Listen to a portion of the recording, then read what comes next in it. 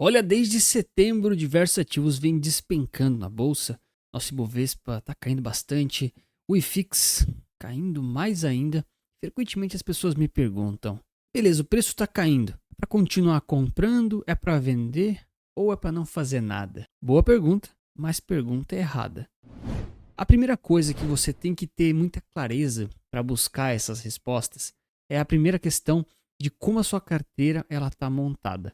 Eu monto as minhas carteiras sempre em 4 níveis mais ou menos. Vou deixar um vídeo recomendado lá no final em que eu ensino isso aqui na prática e explico no detalhe.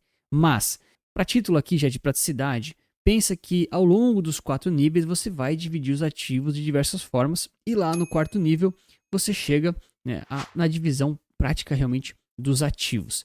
Com isso aqui muito bem definido, com muita clareza, aí sim a gente começa a fazer algumas perguntas. Primeira delas, esse ativo que está despencando e caindo bastante, quantos por cento originalmente era para ele ter e para ele estar na sua carteira? Vamos dar um exemplo aqui um pouco mais prático. Eu tenho aqui nessa carteira, enfim, não é de exemplo, né? É uma carteira teórica, isso aqui não é real, né? Não é uma recomendação, que 10% dessa carteira deveria estar alocado em ações Brasil.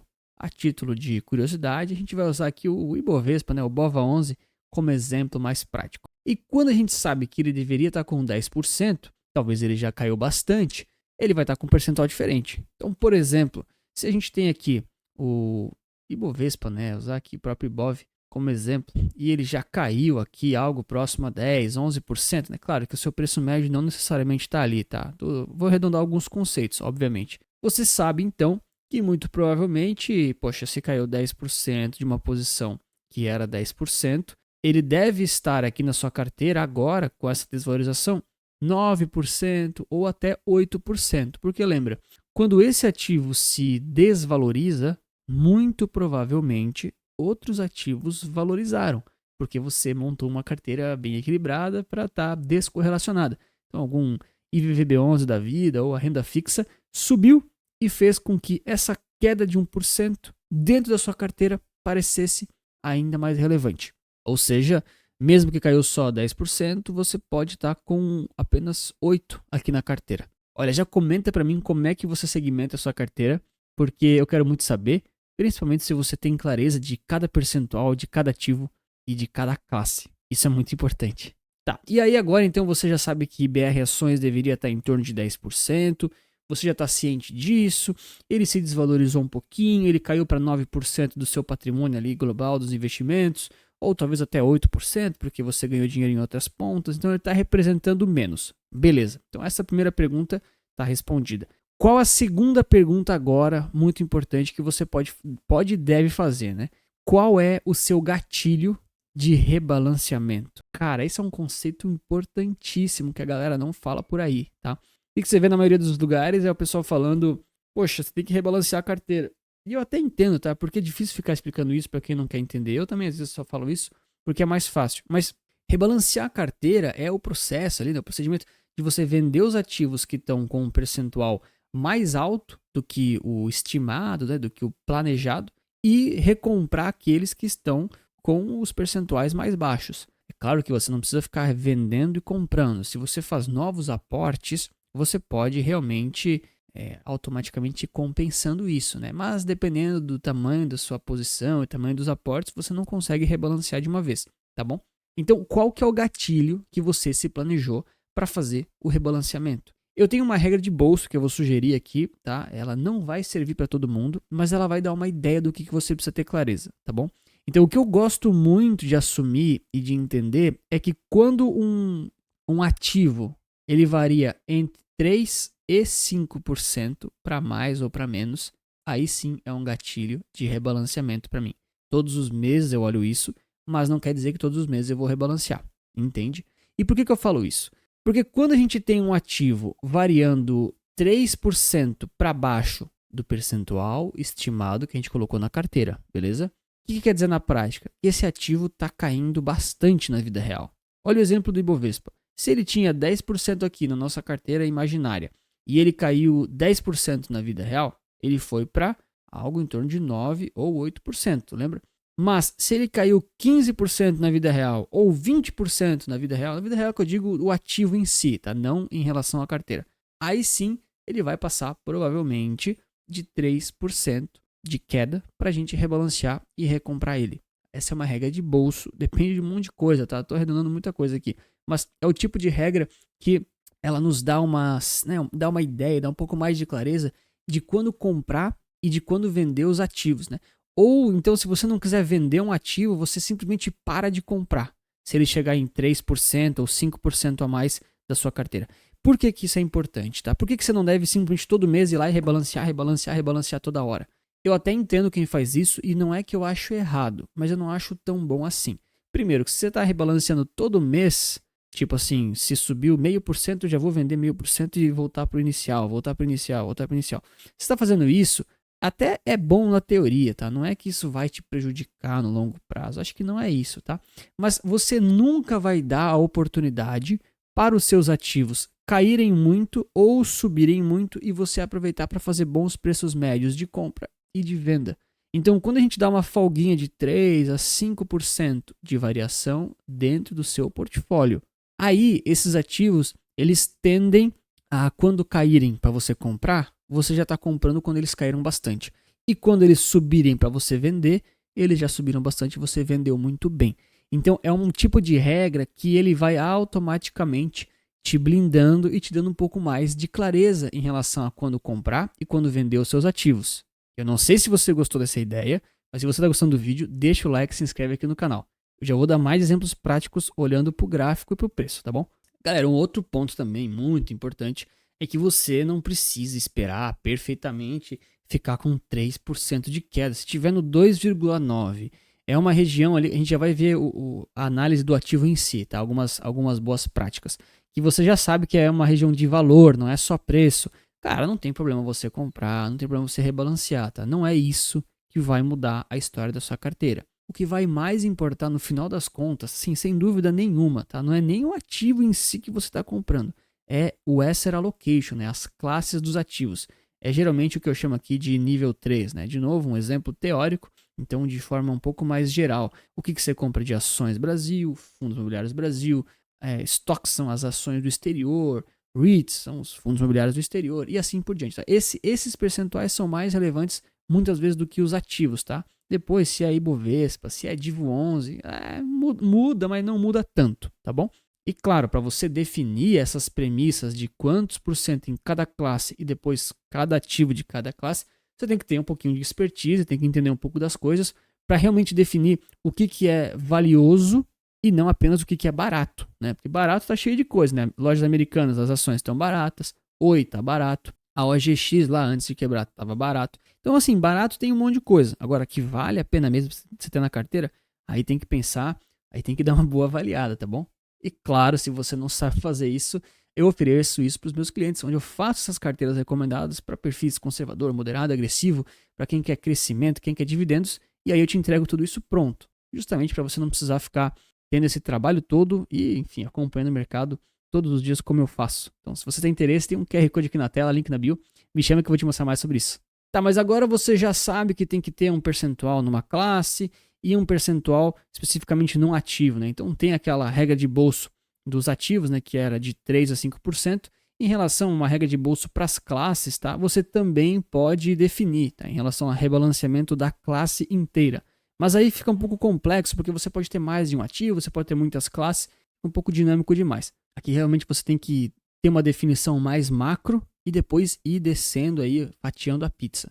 Agora, se você achou tudo isso aqui muito, muito complexo e não quer nem fazer isso aqui, acha que é tudo irrelevante, bom, tem dois conceitos que você pode tentar aplicar, que são um pouquinho mais práticos e visuais, que, assim, eles te ajudam a ter uma visão boa dos ativos, tá? E isso ajuda um pouquinho, não vou nem dizer que é o timing, mas ajuda um pouquinho a pegar regiões de bom preço, tá? Claro, você já tem que ter feito um bom filtro de, realmente, de valor daquela classe de ativos, de valor daquele ativo específico. Você já tem que ter uma ideia, galera, isso é muito importante. Quantos por cento você quer ter de compra daquele ativo ou não, sabe? Então isso é bem relevante, tá? Agora, sabendo tudo isso, se você quiser olhar realmente pro ativo e realmente fazer uma avaliação mais no detalhe, vou pegar aqui o Ibovespa, tá bom?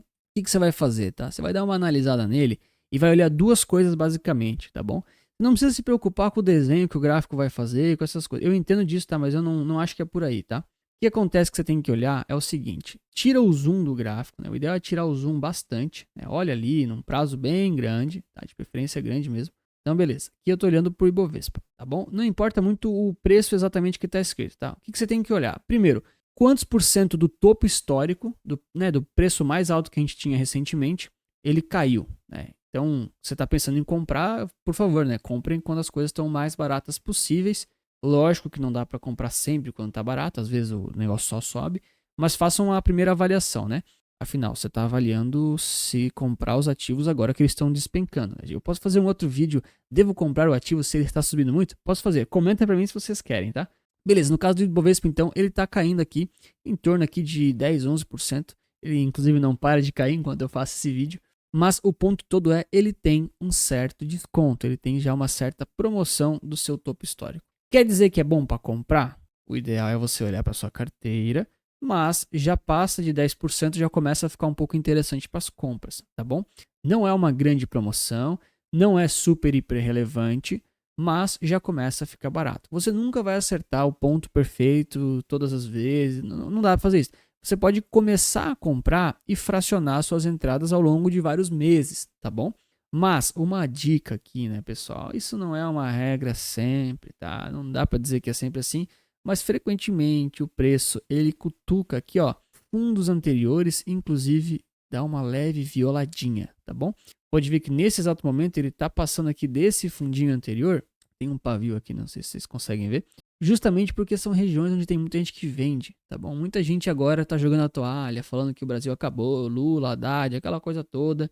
Realmente é uma situação complicada, é um prisma muito maior. Você não consegue avaliar todo o mercado olhando somente um gráfico, você tem que olhar muito mais coisa. Mas ele te ajuda a mostrar que, poxa, tinham regiões interessantes que o preço poderia ter segurado e ele não está segurando. Lógico, você tem que ter clareza se essa classe de ativos aqui ela tem valor de verdade para o seu portfólio. Ou então você simplesmente, se você é mais conservador, você fala, olha, enquanto não perder isso aqui, eu não começo a comprar ainda. Ou simplesmente eu vou esperar. Então, são conceitos que você pode avaliar, utilizar. Para não ficar comprando em qualquer queda. Ah, caiu 5%, né? Que nem aqui em cima, né, pessoal? Isso aqui eu vi muito. Isso aqui eu vi demais nos últimos meses aí. Poxa, caiu 5%, tinha uma penca de gente, youtuber falando assim, ah, estou comprando, estou seguindo aportando porque está barato. Meu foco é no longo prazo. Blá, blá, blá, lenga, lenga. Daí segue caindo aqui, ó. Segue caindo um monte. Um monte. E a pessoa muitas vezes fala, acabou meu dinheiro, já comprei tudo que dava. Aí comprou aqui em cima. Então você tem que ter sempre um dinheirinho aqui, ó, para fazer o rebalanceamento e para seguir comprando. Entendeu? Por isso que você não pode comprar muito pesado, tá, galera? Não é interessante você comprar muito forte, assim, porque o preço sempre pode cair mais. Né? Claro, considerando que você entendeu que esse ativo é válido para sua carteira, tá? O Bovespa não sei se é válido para todo mundo. Vou dar o exemplo do IFIX também, tá? Que eu particularmente não gosto tanto. Cara, o mercado aqui, ó, tá exagerando, tá vomitando muito aqui, tá? O IFIX já tá, meu Deus, acho que já tá próximo aqui de algum tipo de lateralização, porque o IFIX realmente vem de uma devolvida violenta, né? Você pega aqui o topo histórico, poxa, já foram 15, 16% quase. Então é bem relevante em termos percentuais. Como é que você faz para avaliar também de um ponto um pouquinho mais de como as pessoas podem estar posicionadas, tá? Você vem aqui, ó, indicadores, moving average. Pegar simples aqui, só para vocês entenderem o racional, tá? Você não vai usar isso aqui para ficar comprando ou vendendo, não é esse o ponto. Quem quiser fazer, faça, seja feliz. Mas o meu ponto aqui é o seguinte, né? Quando a gente coloca uma média móvel de 200 períodos, o que é uma média de 200 períodos? Ela mais ou menos é do que uma média de, ao longo de 12 meses, que é um ano, você ter uma média de 12 períodos. É mais ou menos isso, tá? Não é a mesma coisa, mas é mais ou menos isso. E por que essa média é interessante? Porque é como se você pegasse, ao longo aí de um ano, se você fizesse um aporte por mês. Seria tipo o seu preço médio de um aporte por mês, tá bom? E não é que você fez isso, tá? Mas tem muita gente que faz. As pessoas simplesmente só compram, só compram, só compram. Elas não necessariamente vendem aqui em cima, elas não necessariamente rebalanceiam com aquelas regras que eu expliquei no início do vídeo. Então, o que acontece aqui, ó, né? Tem muita gente agora, tô pegando o exemplo do IFIX, nessa média de 200, média simples, tá? Não precisa ser exponencial, nada disso. Que ao longo dos 200 dias, ou seja, no último ano, tem um preço médio que está perdendo dinheiro. Ou seja, está barato, está interessante para essas pessoas comprarem e rebalancearem a carteira, tá bom? Isso aconteceu já em algumas outras vezes recentemente, 2021, 22 ali e 2023, tá? Pode ver que todas as vezes que ficou um preço teórico da média da carteira mais baixo do que o preço médio da carteira, o preço repicou. Tá? Não quer dizer que ele vai repicar para cima e vai subir com tudo, tá? Não quer dizer isso. Quer dizer que simplesmente ele está mais barato do que a média dos últimos 200 dias. Isso é bastante tempo. Então, tem muitos fundos e muita gente que acaba comprando quando o preço vai para essas regiões, tá? Mesma análise aqui para o Ibov, tá bom? Ah, mas não funcionou perfeitamente. Não vai funcionar perfeitamente. Não é para funcionar perfeitamente, tá? Isso aqui não é para comprar ou vender. É simplesmente uma referência para você ter noção. Poxa, o quão barato ou caro está em relação à média. É aquela coisa. Quando o preço está muito distante da média, como aqui, por exemplo, ele estava 23% acima da média, o preço caiu. Agora que o preço está mais perto da média, ele pode subir. Ah, mas aqui ele caiu, Anthony. Sim, galera, ele pode cair, ele pode subir, ele pode fazer o que ele quiser. Tá? Ele só não vai para trás, ele só não vai para a esquerda aqui. O resto ele pode fazer. Mas o ponto todo é, em termos da média aqui, o Ibovespa, ele ainda está acima da média, ele ainda está mais caro, vamos dizer assim, né? Como se quem estivesse comprando Ibovespa aí nos últimos 200 dias, ou melhor, um ano, está ainda ganhando dinheiro, tá bom? Esse aqui é só uma referência para você entender, poxa, posso comprar um pouco mais, posso comprar um pouco menos, posso acelerar um pouquinho mais ou não.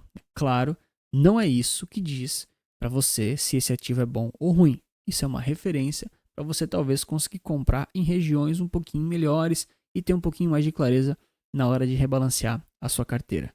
Se você quer saber mais como eu faço para montar as carteiras ali em 4 níveis, eu te mostro nesse vídeo aqui que eu te explico no detalhe. Obrigado pelo seu like, inscrição e lembre-se que investir certo resulta capital.